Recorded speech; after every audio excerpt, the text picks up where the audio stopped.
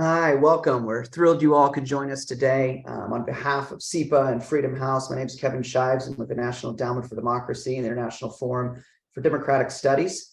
We're here today to talk about a really compelling topic of China's online influence in Central and Eastern Europe. Everyone is dealing with the global challenge of China these days, and China's influence really is pervasive influence. It's one in which it's touching every sector of society, and not least of most the information space, whether it's through traditional media, whether it's through social media. China's a big story all around the world. Today, we've assembled a really fantastic group of experts. I'll save the introductions for when I introduce them and speak with them. We got a great group, many of which have launched really great analytical tools in this area, many of which have great long experience dealing with China's influence both online and elsewhere in their own sectors and in home countries. So let's get started. So first, I want to introduce Ellie Young. Ellie Young is a research analyst at China for China at Freedom House. Ellie, I want to talk a little bit about how you perceive China's online influence globally. Freedom House came out with a really fantastic report just, I believe, in December that dealt with country studies from all around the world in terms of China's influence in the media sector and elsewhere. Your report was incredibly detailed. Your team looked at this issue specifically in Central Europe as well, in Poland and Romania, I believe. What surprised you about your research that you weren't expecting, and really the second report, because Freedom House has really been working on this for a number of years? Thanks for your very kind introduction, Kevin. And yeah, so we published the Beijing's Global Media Influence Report in September. Actually, we looked at 30 countries around the world, including Romania and Poland. And we were looking at traditional media influence, so covering both print, radio, television, and also social media. And the report covered from 2019 to 2021. So it was actually really interesting. We got to see during this time period that we were looking at in detail, a growing shift and an evolution in tactics and the sort of growing dominance of social media for spreading China's message. So in 26 of the 30 countries we looked at, we found evidence of diplomatic accounts and state media on social media. And while we did track a sort of variation in both style and tone and authentic engagement from viewers as well, what was really surprising was the growing range of languages and countries that were being targeted. So even languages that didn't have a huge target audience, for example, we found social media accounts in Romanian or in Hebrew or in Sinhala, and also targeted disinformation campaigns on social media in countries like the US and the UK, but also in countries like the Philippines, Italy, and Romania as well as a growing range of sort of this artificial amplification of state media accounts. Even if they weren't getting a lot of authentic engagement, they were still really being pushed to the top of search engine results. So all these changes just in the past few years, and definitely sort of an emerging area to look at. Did you find that China's reach into some of these societies was deeper than you expected? What did you think about this issue of impact of China's narratives across the board? Was it country specific? Did you find some commonalities across countries? What was your assessment? Again, there was a lot of variation, and we were surprised by that. In some countries where we expected to see more engagement, we didn't see that. So for example, in Peru, we noticed that there was a sort of very hands-off, very limited messaging on both social media and traditional media. In other countries, it was a lot more engaged, with local diplomats really sort of weighing in on local issues, and sort of wading into that. One thing that sort of surprised us, another thing that surprised us was the variety of actors involved. So actually, in Romania, we found that China Radio International, which has been present and broadcasting in Romania for something like 50 years, actually scaled down their radio broadcasts in Romanian, but stepped up their activity online during 2020, 2021. And so it was sort of that change in some actors becoming more involved in the space that we didn't expect, but also, constantly changing their tactics. That was really sort of notable. Could you zero in a little bit on the findings that you came across with your country studies in Poland and Romania in this region specifically? Tell me a little bit more about what you find, and then I want to turn to Anna to get her perspective. Yeah, absolutely. So our research was based on a new methodology that we created. It's all available online. We tracked a couple of different figures. One was a figure we created to sort of gauge the extent of media influence, and then also local resilience and response. And then based on the interplay between those two figures, we came up with a categorization ranking countries as either vulnerable or resistant to Chinese media influence. And so we found that both Poland and Romania, which were the only countries in Central and Eastern Europe that we covered, were resilient, but we did find sort of major gaps and vulnerabilities in both countries. One source of resilience that local analysts that we worked with really sought to sort of underline and point out was both countries' familiarity with communist messaging and ability to sort of leverage their experience with malicious foreign propaganda from other countries to respond to this growing threat of sort of Chinese propaganda. But we did sort of track these major vulnerabilities, right? One was a major one was this lack of knowledge and awareness of the Chinese Communist Party and its propaganda apparatus, and unfamiliarity with the sort of tactics that it uses to influence journalists and social media influencers. And that sort of presented an ongoing weakness that potentially could be exploited in the future. Yeah, I want to get back to this issue of later on in the discussion of the post-Soviet and post-communist legacy of Central and Eastern Europe and whether or not that helps prepare them for the challenge from China. But before we get there, let me bring in Anna to the conversation. Anna Kristanovska is the founder of Estima, which is a nonprofit research and consultancy service in North Macedonia. She's got a great background and experience in government and research there. Anna, you were part of the team that developed SIPA's online dashboard to measure both the reach of Chinese propaganda and disinformation in Central and Eastern Europe, but also it made some interesting assumptions about impact. Can you talk a little bit about what this tool was hoped to accomplish? What might have surprised you during the development of it and your own part in the project? Thank you very much, Kevin, for this nice introduction. It's really a pleasure to be with you today. Let me give just a little bit of context regarding the research that we conducted with SIPA. 17 local analysts, one from each of the CE countries, joined forces to prepare a tailor-made methodology and reports for each country, aiming to uncover the means that China is using to further its influence in the region. And then we combined our qualitative research with quantitative research, and we analyzed a pool of 820,000 posts published between the period of October 2021 and April 2022. And actually this approach helped us to better understand how China is becoming more and more influential in the region in the past decade, since the launch of the 17+1 cooperation platform, which became 14+1 at the moment. But we tried to uncover the digital tools specifically that China is using. And just to give you one example, for instance, in the Western Balkans region, the conventional literature says that China is expanding its economic presence, and that thanks to this economic presence, it is expanding its political influence. However, this is a bit contradictory, because if we see in most of the Western Balkan countries, there are simply no economic benefits of their engagement with China. So, but still we see enthusiasm for continued economic cooperation. And thanks to our research, we actually understand that we need to look beyond this economic engagement. We need to see how China influences the public debate, how China is shaping perceptions, and all these tools that it has been using basically under the radar and no one has been paying attention until present. And it is actually precisely these tools that are helping China to become more popular, to shape more positive perceptions and become more influential in the region.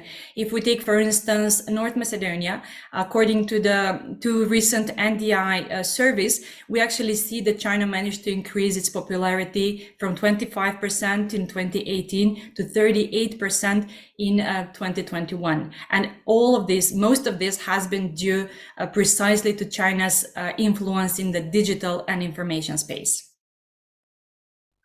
Yeah, it's fascinating. I know the big bridge in Montenegro finished this past week, I believe, was sort of the herald to the beginning of it. I'm kind of curious, specifically in the Balkans region, what's been your perspective of this interplay between economic opportunity and this sort of like core democratic challenge that China sometimes presents in terms of, you know, its models of governance? How has that played out in terms of, you know, local elite perceptions and the like? Well, there are virtually no China-funded or China-implemented projects that have gone without any irregularities, without any deficiencies in terms of good governance. And still, China is seen as an economic opportunity, as a big economic giant. Why? Because in most of the countries, we have systemic weaknesses. We have widespread corruption. We have deficiencies in terms of the rule of law. And these corruption scandals or projects gone bad are not associated with China, but are usually associated with the local actors. The whole debate revolves around the local politicians or government officials that are corrupt, but there is no emphasis put on China, the model that it has been implementing in the region, and why or how this model is actually in the core of all these corruption scandals. The blame is simply put on our local weaknesses and local agency, but not enough attention is paid to what role China has in all these shady deals. Thanks. Yeah, I'd love to get back to this issue as well later on in the discussion. Let me introduce Edward. Edward Lucas is a senior fellow and advisor at the Center for European Policy Analysis, or CEPA, but he also has a very long history as an editor and reporter with The Economist. Edward, this past year, we've seen authoritarian powers, China and Russia specifically, exert themselves into the eastern half of Europe in some pretty unparalleled ways. Obviously, Russia's invasion of Ukraine is the biggest example, but also China has pressured Lithuania following its decision to open up a bit to Taiwan and to establish an office of Taiwan's representation there in Lithuania. How have you seen this pressure exhibit itself online in the Baltic states, where you spent, much of your career? Well, I think that we've seen quite a big change overall. I'm leaving the Western Balkans aside because Anna knows a great deal more about it than me, and and she's given it a very thorough treatment in the last few minutes. But I think overall, both in the Baltics and more widely in Europe, China's on the back foot at the moment. I was just looking back at some of the stuff we wrote in the weekly China Influence Monitor that we had back in 2019, 2020. And in those, that was the high tide of wolf warrior diplomacy. You had constant, aggressive episodes, whether it was with Chinese tourists in Sweden, China complaining about a statue outside the parliament in Copenhagen, bullying a children's publishing house in Germany. It's not exactly violent, but big demonstration sponsored by the Chinese embassy in Vilnius against human rights, pro human rights demonstration, and the 17+1 doing really quite well. And all that's changed. And I wouldn't say that Lithuania's can be praised for this, but I think Lithuania's decision to go ahead with the opening of the Taiwan office sort of exemplified the willingness to have real pushback, picking up the baton from the Czechs, who were the first people really to start complaining about this sort of hegemonic approach to the one China policy. The Chinese have got really quite quiet now. I mean, you don't see the same, if you look at the embassy Twitter accounts, their far less combative than they used to be. I think that it's the story that China has to tell is far less impressive. No one's looking at China now and saying, wow, those guys know how to deal with the COVID pandemic. That was a big thing back at the start of COVID with the Sinovac vaccines, generosity with vaccines, and the idea that the Chinese system was able to do lockdown more efficiently and so on. And that's pretty much gone. It may be still the case in Serbia or somewhere like that, but the idea that we have a lot to learn from China on the public health front is gone. I think that the Chinese backing for Russia in the Ukraine war has both been too little to help Russia win, thank goodness for that, but also has seriously damaged China's image, particularly in the Baltic states, which are 110% behind Ukraine. And so they see, if you're worried about Russia, you're therefore also worried about China, because China's Russia's ally. And so they're facing a really uphill struggle getting their message across. And we also see big countries changing their outlook. So it's now no longer a kind of being an eccentric outlier to have worries about China. You're following on from what soon will be the German policy, is the EU policy, is the British policy, is the American policy. So that gives a lot more space for China criticism. I think that the big point on Lithuania-Taiwan is that Taiwan has not taken full advantage of Lithuania's bravery. To be fair, the Taiwanese were not expecting this. This was something the Lithuanians did because they believed in it. The Taiwanese response has been pretty slow, and there've been, for example, Lithuanian exporters trying to export their agricultural products to Taiwan to make up for the markets they've lost in China, and finding that they can't get certification from the Taiwanese authorities, which is not nuts. I mean, this is your best ally in all of Europe. You should be bending over backwards to help. But once things go beyond the foreign ministry and the president's office, most of institutional Taiwan is not particularly concerned to help Lithuania. So that's been a problem. And we've also, I think the Lithuanians are quite rightly disappointed by the failure of the European institutions really to stick up hard for them in the WTO and elsewhere in response to Chinese sanctions. And that's been a bit of a disappointment. But on the other hand, Lithuania is still there, the office is still open, stuff is happening, although it's a bit late. And to use Mao's famous phrase, I think Chinese wrath is a bit of a paper tiger.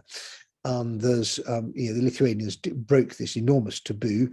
China huffed and puffed, but in the end, it hasn't crashed the Lithuanian economy. And Lithuania is reaping some benefits.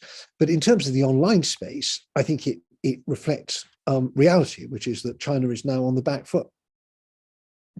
Do you feel like it's a really fascinating analysis that China's on the back foot that gives some courage to, I think, a number of countries? Do you feel like this was an issue where China overplayed its hand, or do you feel like the response from communities in the Baltics, or perhaps even some of the measures of democratic solidarity that Estonia and others had for Lithuania, do you think they had an impact? What do you think?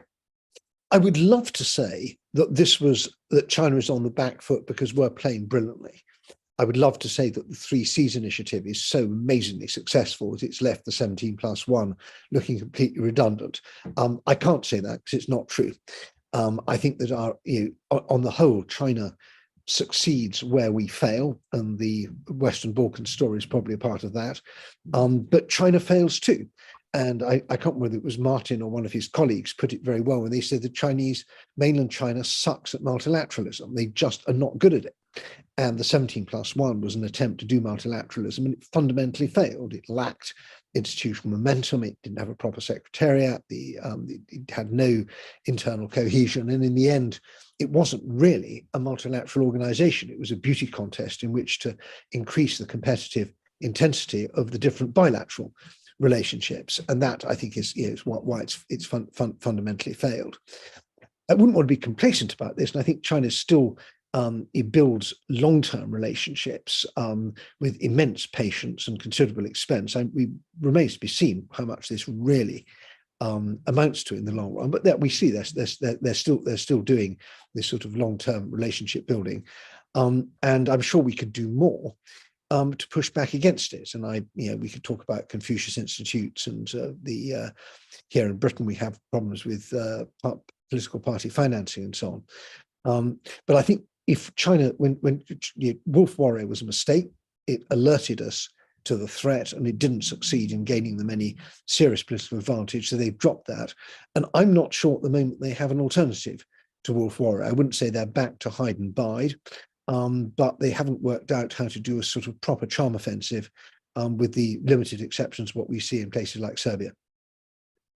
Thanks. I'm reminded of a study that the Australian Strategic Policy Institute put out maybe 2 years ago on China's use of coercive diplomacy as a tool. It reminds me of the Lithuania case. One of the key findings from that study talked about how China rarely, I think if never, took on multiple countries at a time when it came to using these coercive economic tools or other tools in order to, to get its way on a certain issue, whether it was South China Sea or whether it was an issue in Europe or what have you. And it sort of begged the response tool as, well, you need to have solidarity. You need to show support to others undergoing these things within the democratic community. So let me bring in Martin. Martin Halle is the founder of Synopsis. That's a Czech research nonprofit specializing in China. He himself has a long background and history in nonprofit funding and academic institutions. Martin, Synopsis has been a real leader in civil society responses to PRC's influence in the Czech Republic, and it's been really cited as a model for how other organizations could consider responding to the China in their own home countries. How do you think civil society should respond to these developments? And one particular question is, how do you deal with sectors of society that have a completely different view of China? Anna talked earlier about the economic opportunism argument, for example, for perhaps most exhibited by the business community or perhaps government elites.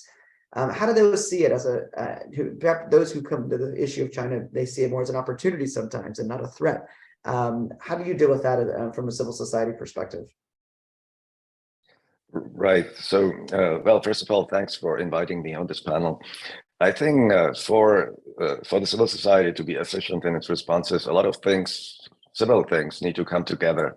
So there has to be a coordination, a collaboration, preferably, among different sectors of civil society. So you need to have the area knowledge, the knowledge of China, the knowledge of contemporary China, CCP.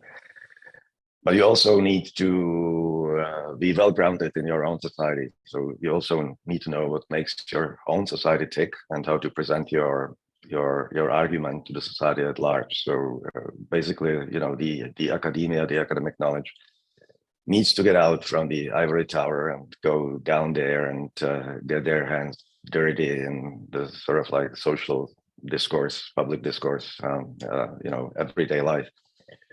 And I think that's, I think if I can say so myself, I think that's what happened in the Czech Republic, where, we have very good cooperation between the academia, the media, and the NGO sector in general. And that ultimately is what makes for a successful response in my mind. It doesn't come entirely naturally because most academics are not trained to go out to the society. They're also not motivated. They're looked upon in the university environment through different prism. So it takes a little bit of effort. And now, how do you deal with those people who may have different opinion? I guess you deal with them exactly the same way that you deal with people who don't agree with you on other issues.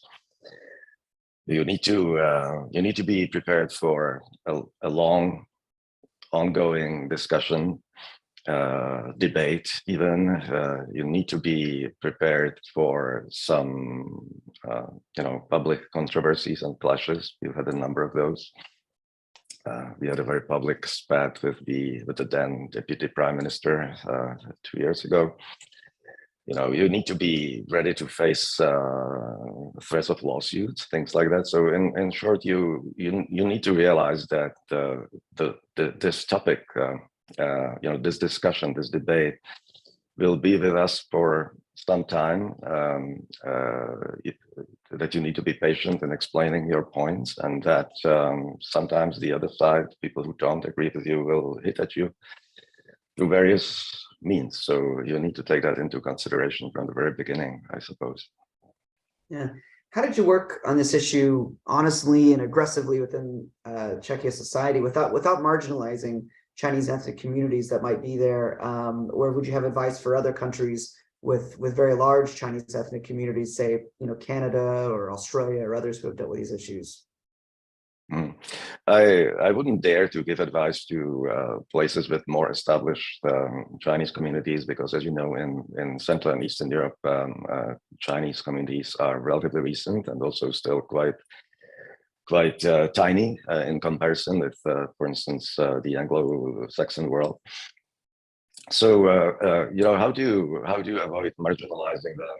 I think, again, we need to constantly keep in mind that there's a distinction between the CCP and China, and of course the Chinese people. And you need to explain to people that very often the Chinese people, including the Chinese people living in your own country, are the first victims of Chinese repression, transnational repression in this particular case. And we've seen quite recently, we've seen a number of cases in that direction, like the overseas Chinese police stations and things like that. So basically, you need to keep this in mind, and again, like, patiently explain that long term, and make sure that this distinction between between Chinese people and between China as such and the CCP is always there, it's maintained. You mentioned in your response about working with media organizations, and I wonder if you could dive a little bit deeper into that for a moment before we move on to bring in others back into the conversation. A lot of China's influence is multi-sectoral. It's in social media, it's on traditional media, it's in individual elites sometimes who are parroting, CCP talking points. How did you work in terms of the response note of this with traditional media in a context that is really multi-sectoral and across platforms? Well, it's in my mind, it's a crucial aspect of our work, and since the very beginning, we've put a lot of effort into working with the mainstream media, because this is your interface with the general public, right?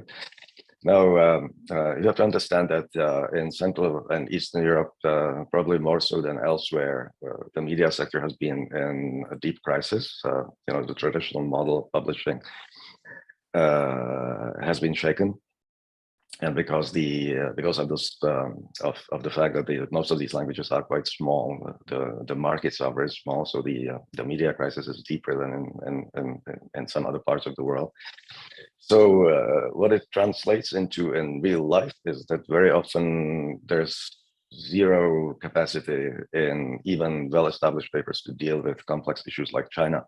They would not have area specialists. They would not have anybody speaking Chinese or even remotely understanding the basic issues. So that's where the specialists, the area specialists, the academics like ourselves come in, right? Like, you can provide this for them, and they're actually welcoming this kind of input because they cannot create it themselves. It's sort of like pennies from heaven for them, right? If it's presented well, if you manage to translate the academic knowledge into a format that's media friendly and sort of easy to understand for the general public. So that's the thing. That's the main step that needs to be taken. For the experts to be able to cross the divide with the general public discourse and formulate their ideas, their analysis in a way, formatted in a way that's accessible to the general public. Thanks so much. I want to transition us a little bit and bring in two panelists at a time with sort of one question. And if you guys could sort of give me 1 or 2 minutes of your response, and feel free to pick up anything else that was spoken to if you guys want to respond to anything or amplify anything that others have already raised. Let's start with Anna and Edward. So this region is really primed to deal with a threat from Russia. Opinion polls generally show pretty negative view among the general public towards Russia. There are a number of negative aspects of the post-Soviet legacy at play, and war really has fairly consistently been on the borders between Eastern Europe and Russia over the past decade or two. But China is a bit the new kid on the block in a way. What are the unique challenges that you think China presents online and elsewhere here in this region? Do you think the region is really ready to deal with the unique challenge that China presents, or can it learn from some of its post-Soviet legacy in dealing with Russia for the last number of a decade or two to develop a threat to China? Let's start with Anna. Thank you for this question. As you rightfully pointed out, we have had quite a lot of experience in dealing with Russia, and I can say that to a large extent, Russia is already a book that we have read in the Western Balkans. And over time, we developed different tools. Civil society, for instance, has worked a lot on disinformation, on fact-checking, on media literacy, etc. But apparently these tools are not sufficient or efficient to deal with China. Why? Because China's primary focus is not on disruptive activities, on disinformation, fake news, or creating issues within our countries. That was Russia's model or playbook. To the contrary, China has been putting a lot of emphasis on white propaganda. And that is propaganda coming from Chinese official sources. And usually the focus is on overly positive news and largely embellished version or vision of China that these CCP media outlets, but also their local proxies and local medias are putting forward. And we need to have different tools in order to be able to present an objective version, a realistic version of China that our citizens would somehow accept and understand, so that they do not believe that China is this perfect model that we would all like to emulate, and that we should not become as authoritarian or liberal as China, but we should understand that that model brings a number of challenges. But unfortunately, these challenges until now have been absent from the public debate. And we need to shift the focus back to a more realistic and objective picture. Edward, what are your thoughts? Yes, I agree with that. I think that the sort of mystique of the Chinese model has taken a tremendous kicking.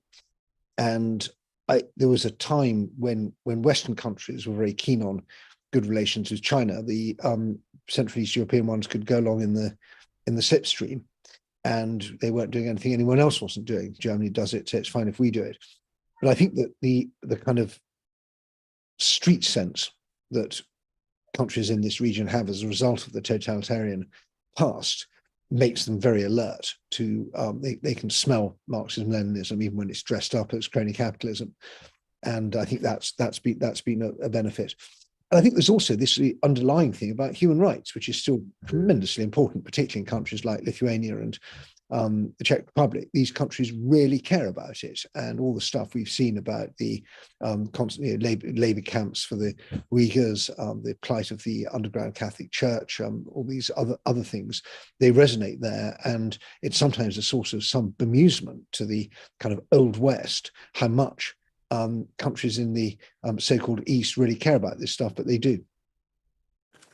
I think that's true. The more I get to know civil society organizations in Central and Eastern Europe and see some of their responses to China or Russia, what have you, I keep getting the sense that the Central and Eastern Europe have a lot more to teach Western Europe at times than the other way around. And it's really quite impressive, some of the leadership and innovation, specifically in the counter-disinformation sphere that's come from this region.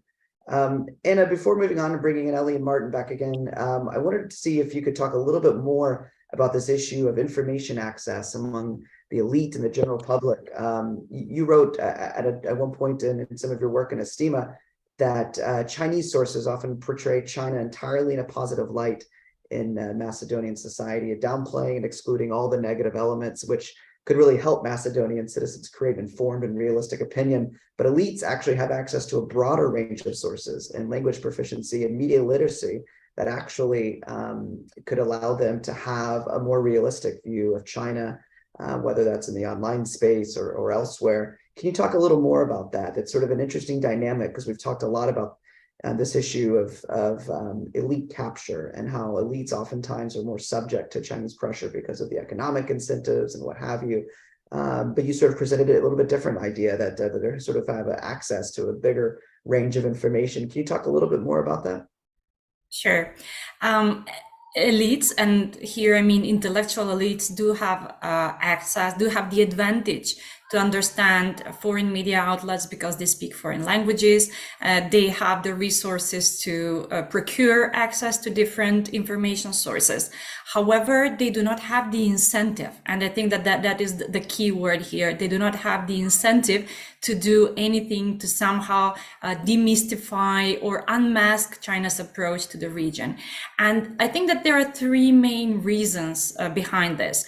The first one is the fact that elites, and now if we could shift to political elites especially, they have oftentimes material benefits in their dealings with Chinese entities, and this comes in the form of bribe, corruption. We saw that, for instance, with the construction deal to build 2 highway sections in North Macedonia, but it's the same case in Montenegro or in many projects implemented in Serbia or Bosnia. Then the second reason why they are willing to side with China is actually the fact that China is more responsive to the needs, to their needs and their promises, the promises that they have made in front of their constituents.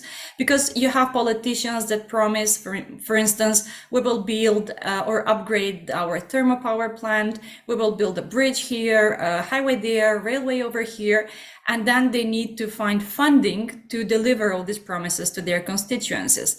If they ask the EU is sometimes likely to say this project is not financially viable, environmentally sound, or it will take several years to develop all the documentation. But China is willing to provide them with what they need within 1 year or 2 years, and it somehow builds their political capital in front of their constituencies.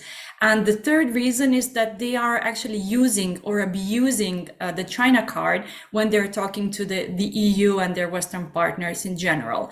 And they are, I would say, purely scaremongering. They're portraying China as a sort of alternative, and they're saying to the EU, well, if you do not want to take us on board, if you're not willing to enlarge, then we will improve our relations with China. And then I think that the EU is backing out. They are allowing these political elites to continue with their oftentimes undemocratic practices or authoritarian neoliberal tendencies in order not to push them, as they believe, further into China's embrace. Yeah, I think that's really comprehensive thoughts on that. I was speaking a couple weeks ago with a researcher in Africa, actually, and talking about this issue. And you mentioned the second point about elites seeing their cooperation and work with China as sort of a badge of respect and credibility within their society. It's that way, according to my contact, in African media organizations or certain organizations, where if they go on a journalist training enterprise to China, or they work a lot with the Chinese embassies, and sometimes that's a real career boost for them in these organizations. So it's something to be mindful of for sure. I want to bring Ellie and Martin back into the conversation.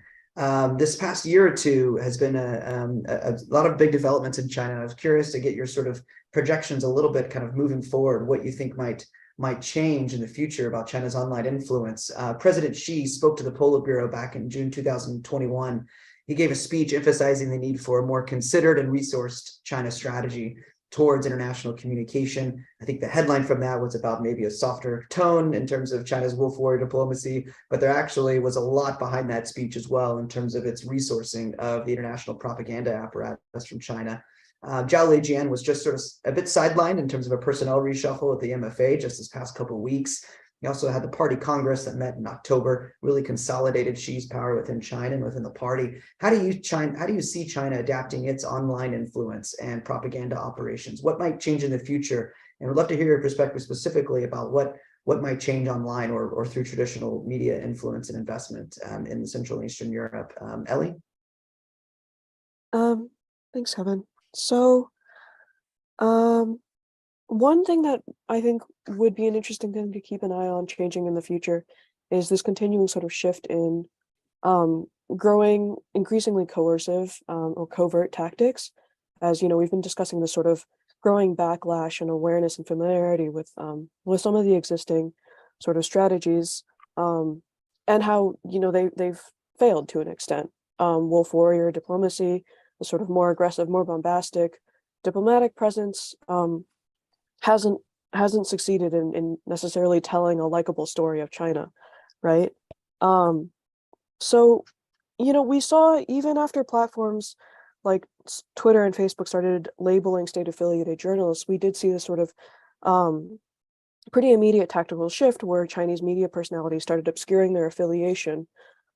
Journalists started sort of removing their connection with China Radio International, China Daily. And we are seeing this growing increase in social media influencers who are very familiar with the local language, very familiar with local culture, but who are sort of have this, don't have clear links to the PRC propaganda apparatus in the same way that they might have sort of promoted them in the past. And so they are, you know, they are often a more effective way of disseminating their message. And we're seeing more of this than in the past. You know, we were looking a lot at the sort of outright purchase of media outlets, but we actually didn't see that much in the past 3 years. And I suspect that we're not going to see that too much in the future with the sort of growing economic issues. So there's going to be a lot more like of this like borrowing the boat mentality than maybe outright buying the boat.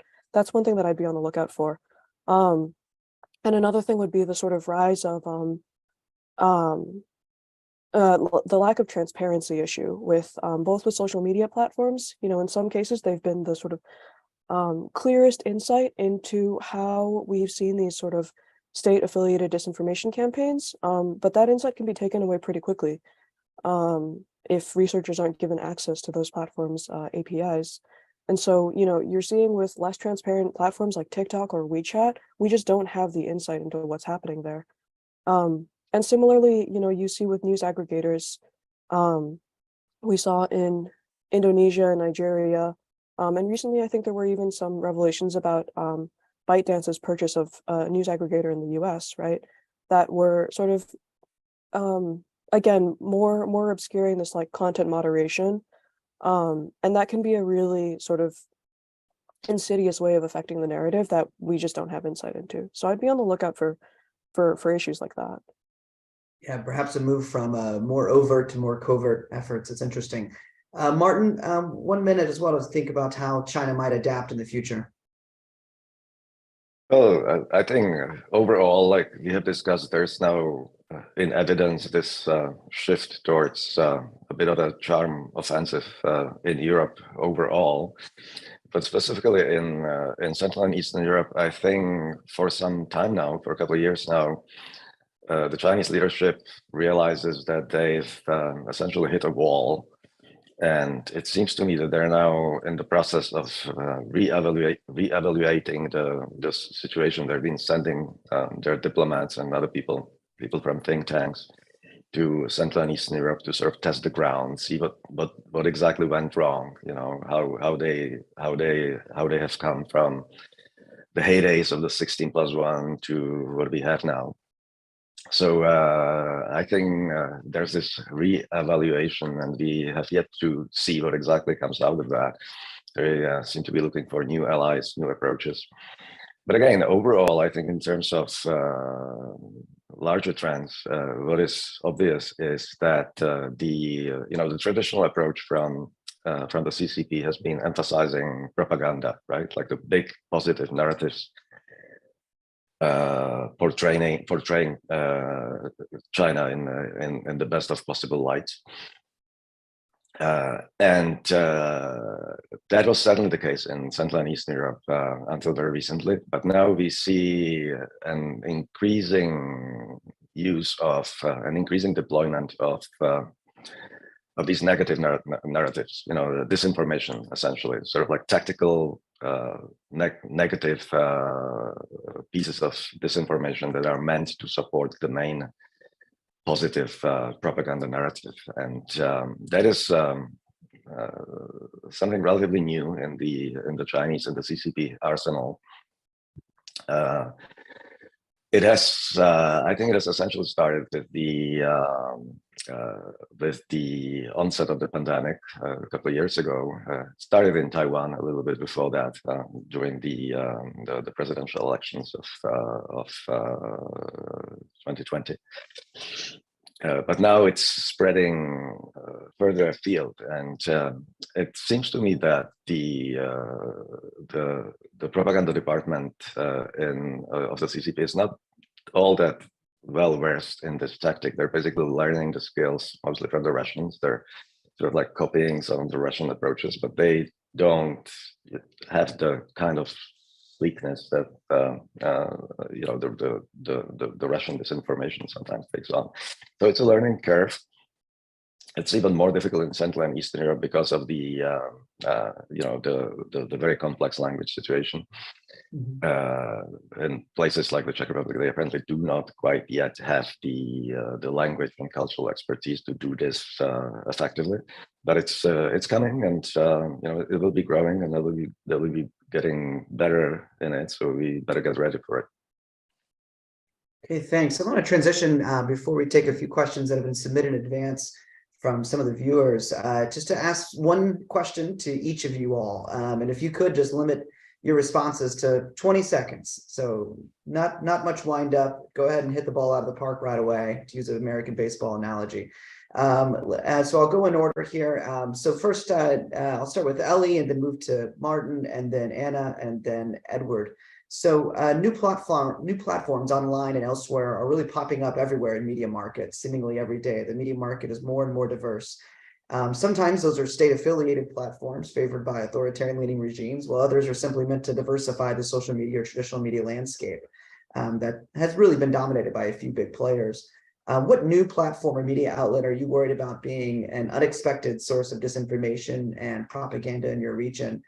So 15 to 20 seconds. Ellie, let's start with you. Yeah, just going off of my previous answer, I think news aggregators that are sort of growing in popularity are going to be something to watch for, just because the recommendation algorithms on them are so non-transparent. So things like TopBuzz, which was owned by ByteDance, or Newsbreak, I think in the EU this was, which are not just promoting pro-Beijing content, but also sort of potentially have the capacity for this more ideological content manipulation. Great, thanks. Martin, what about you? 15, 20 seconds.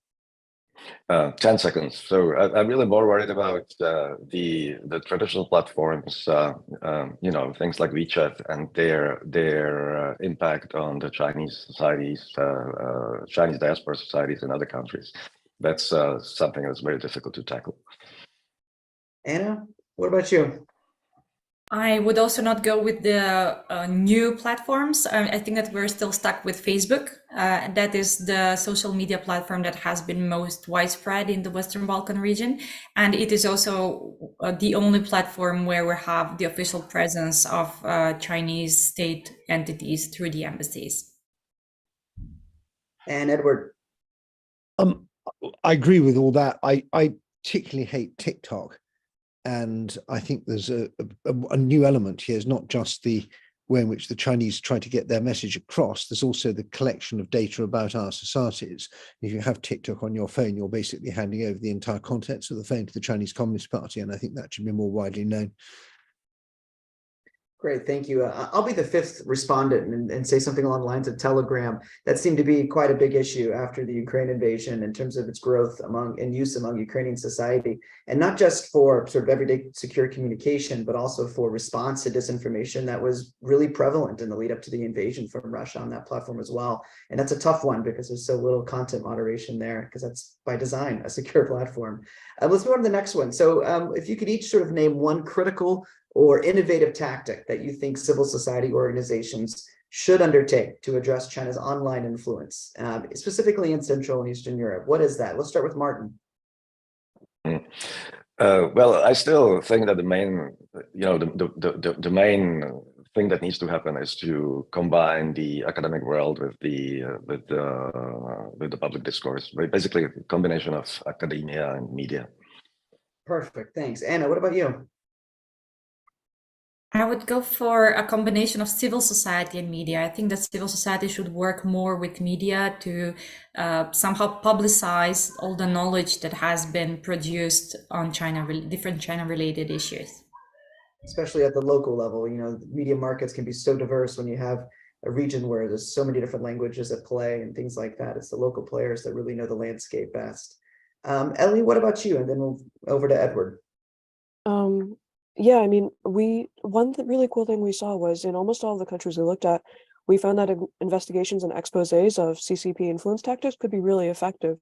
And so I think, you know, the more peer learning there are between different civil society organizations in different countries, the better that can be, because they have a lot to learn from each other. A lot of them are facing similar circumstances.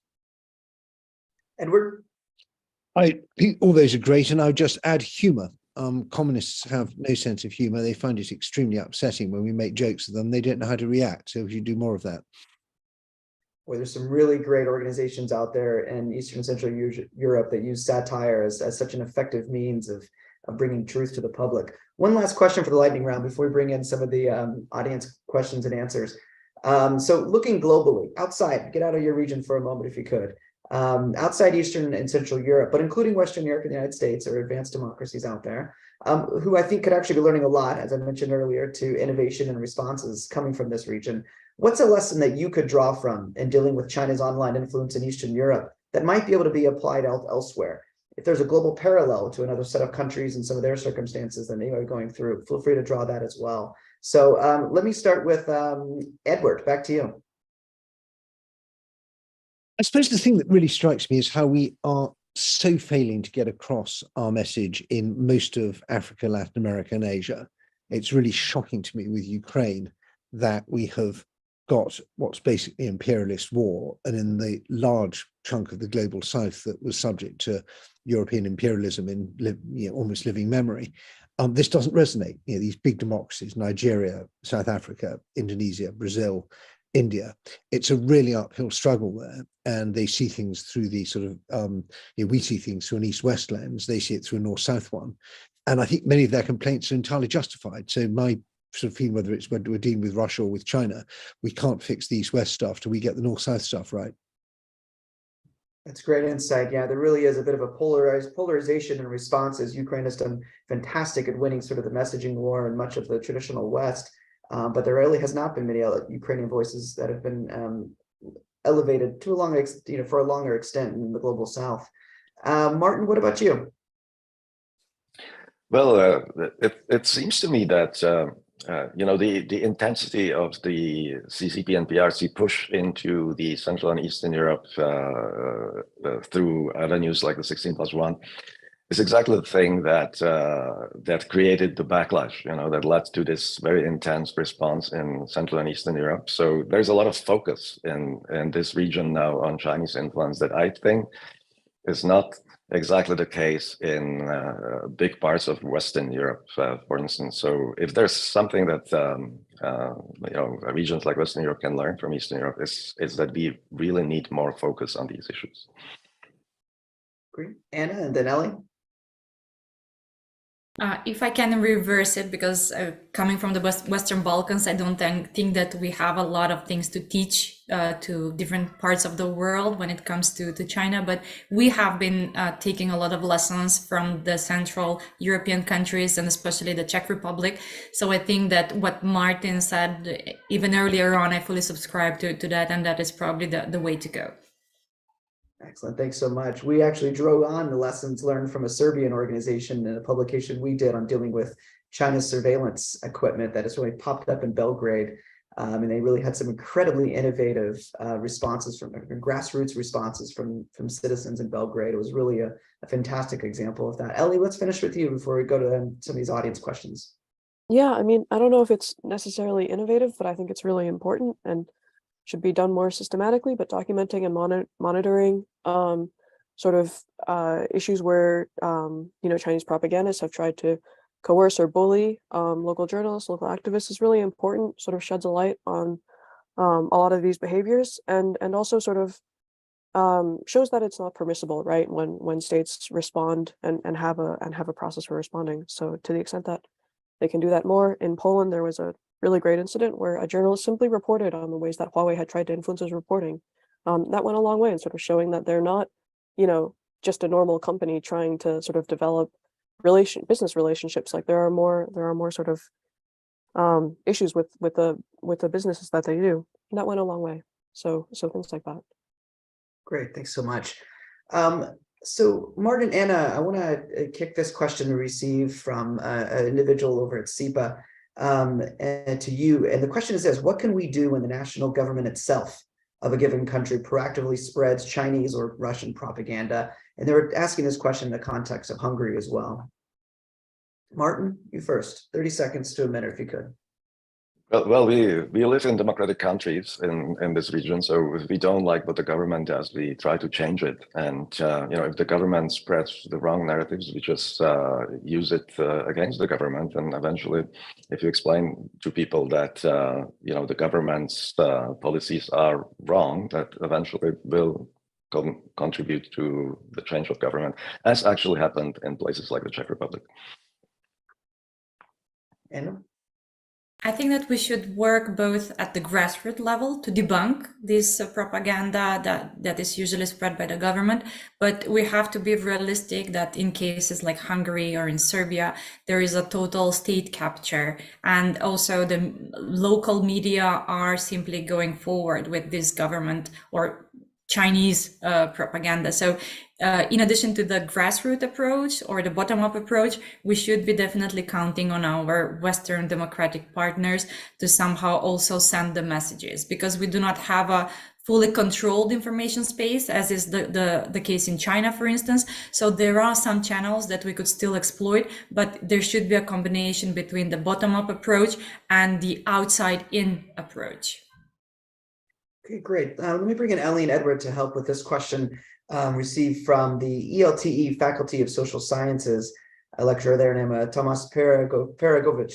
And from what really is he's asking really, what really is the tangible consequence if and when a great power like China is pushing its own narratives in other countries successfully? Meaning, why does all this matter? Ellie, let's start with you and then Edward. Yeah, thanks. I mean, in some cases, we've talked about how some of the positive narratives that China has been pushing can hide more critical coverage that sort of obscures the full story. And that can be really problematic for countries, especially countries that are less familiar with the CCP and with sort of state of domestic issues in China. But we also see that intimidation and censorship have been pretty widespread, are pretty popular tools that the CCP uses to silence critical commentary. And that can be problematic in its own case. So in our research, we found incidents in more than half of the countries that we looked at of the local government suppressing coverage related to China because of their own interests. Edward? Yes, I think there's this idea of hegemonic discourse control is really important, that the Chinese Communist Party reckons that any discussion of China anywhere in the world is their business, and that where they can, they will intervene, whether it's in academia, in publishing, in journalism, whatever. And they feel that's a natural thing for them to do. And that's absolutely incompatible with the way in which our societies work. And there's been, I think it was the 9 points. There was some thing, the leaked Communist Party document a few years ago, I'm sure Martin remembers it, about how the great threat to Communist Party rule is these sort of Western ideas of the separation of powers and media freedom and competitive politics and so on. And I think we underestimate how much they don't like they don't like it when we do stuff like that, and I think the tide has gone out a bit. They've realised this doesn't work, but it's still, the pressure's still there.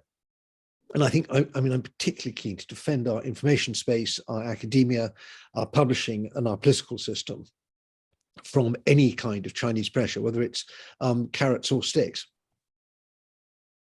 Thanks so much. And Edward, maybe if I could just ask you one other question that we received from the audience as well, about local intelligence operations in Central and Eastern Europe and the relationship between those and media influence in the region. Do you have 30 seconds you could provide on that? And then I'd like to ask everyone just to give 15 to 20 seconds of any final thoughts that you'd like to get out there before we close and wrap up. Edward? Well, I would very strongly commend the Estonian, Latvian, Lithuanian security services for their annual reports, which are obviously mostly about Russia. But this is the stuff that in most Western countries is classified and not talked about. And they made a decision, I think, starting 20-something years ago in the Estonians' case, to have an annual unclassified report on foreign influence operations, whether it's espionage, economic coercion, or whatever.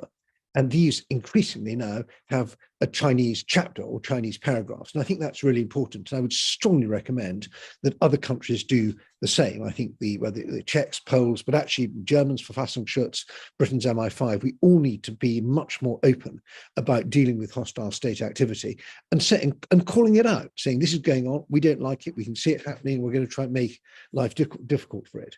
We've tried being quiet about it and it hasn't worked. So let's try being more open about it. Great. So 15 seconds each for any other final thoughts, if you want to take it or not. Anything else you didn't get a chance to get out there? Let's start with Martin. Yeah, I think there's one important aspect we haven't discussed, and that's the importance of institutions. We need to build sustainable long-term institutions to deal with these issues, because this is going to be a very long, protracted competition with the PRC in all areas. Ellie? Thanks. Yeah, I mean, this has been a great conversation. I think one thing that we also, touched on a little bit less was this growing sort of competition of ideas on norms like universal human rights and things like that. That's something that we can sort of focus on in the future too. Absolutely. Anna? Well, not one, but three messages from civil society in the Western Balkans. We need to build the expertise to understand China, both in civil society, in media, and in institutions. We need to launch and sustain the public debate and provide counter narratives and different types of information and narratives about China. And finally, we need to push and hold our governments accountable to develop China-related policies that would be actually beneficial for the region and not harmful. That's great. One great quote I heard from a friend a couple of weeks ago, and I was talking to him about the influence of China economically and how you need to invest in people and this expertise. He talked about investing in mines, MINDS, in order to counter China's investment in mines, MINES. Edward, any final thoughts, last but not least, before we wrap up? No, this has been great. And I think building our Chinese expertise is the most important thing. And we can't outsource this to PRC-sponsored things. I just wish that Synopsys had another naught on the end of its budget and another naught on the end of the number of staff, or even two noughts, because this is what we need, this overlap between civil society, campaigning, investigating, understanding, raising public awareness. And we are late to this. We should have been doing this 20 years ago. People like Martin were on this at a time when everyone else was asleep, but that's no reason not to start catching up now. So bless you for all you're doing. And I want a lot more of it in future. Thanks, Edward. Thank you so much on behalf of SIPA and Freedom House. Thank you all for joining us today. And again, check out some of these new analytical tools that Ellie and Anna mentioned, and other work by this group. And we will talk to you later. Enjoy the rest of your day or evening.